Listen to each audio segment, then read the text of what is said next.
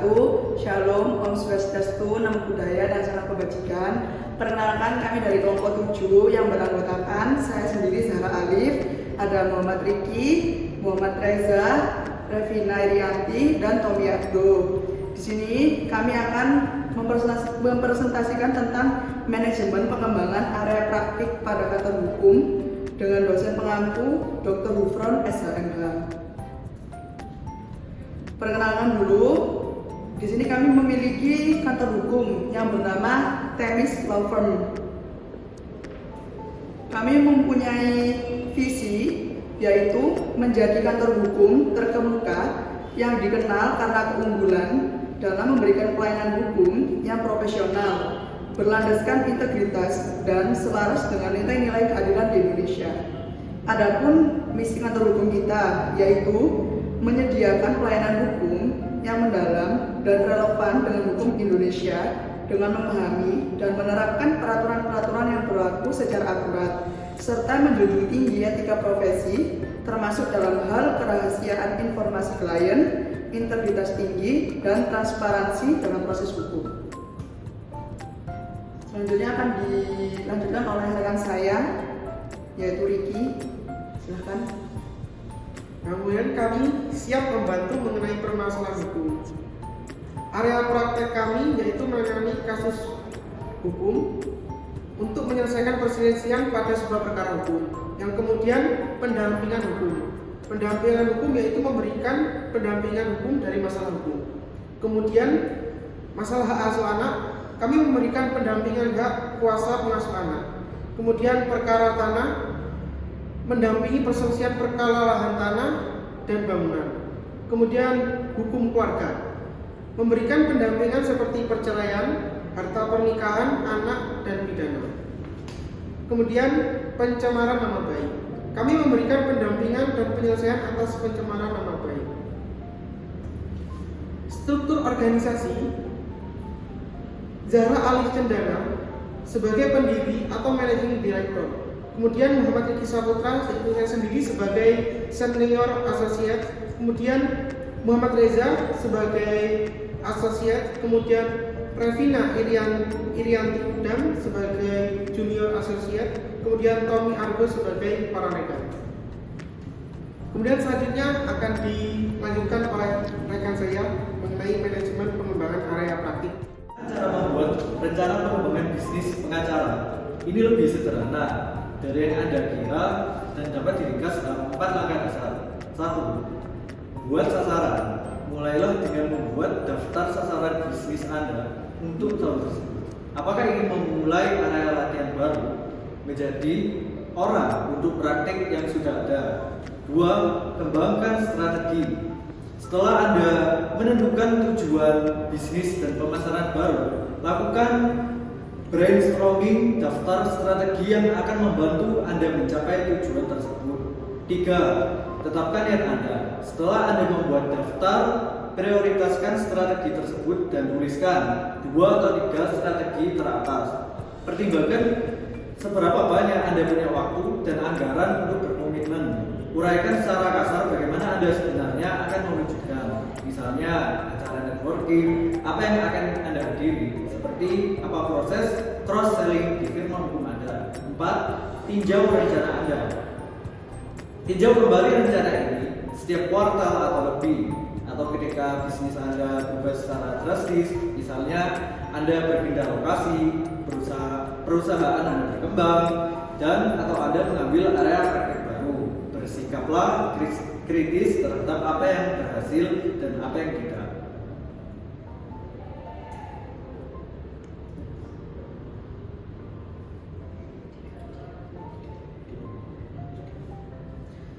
Kemudian ide pengembangan bisnis untuk firma hukum. 1. Berkomitmen untuk menghadiri sejumlah acara networking per tahun. Tujuan akan lebih mudah dicapai jika tujuan tersebut konkret. Berkomitmenlah untuk katakanlah 2 acara per bulan, terutama jika bisnis Anda baru. Pada acara-acara tersebut, pergilah ke sana tanpa memikirkan agenda apapun dan tanyakan kepada orang lain tentang diri mereka. Bersenang-senanglah dan bangun hubungan. 2. Menulis atau berbicara untuk menunjukkan otoritas dalam bidang praktik Anda. Apakah Anda ahli di bidang Anda? Buktikan dengan berkomitmen untuk menulis beberapa artikel tahun ini atau berkomitmen untuk berbicara di konferensi bar atau konferensi hukum lainnya seperti Clio Cloud Conference. Anda dapat melihat apakah ada konferensi di luar industri hukum yang relevan dan mungkin menghasilkan lebih banyak rujukan bisnis dan dari non pengacara. 3. Rekrut rekanan tambahan dan ambil beban kasus yang lebih tinggi. Jika Anda cukup beruntung bisa menolak kasus, apakah itu yang seharusnya Anda lakukan? Jika Anda ingin mengembangkan bisnis Anda, maka jawabannya adalah tidak.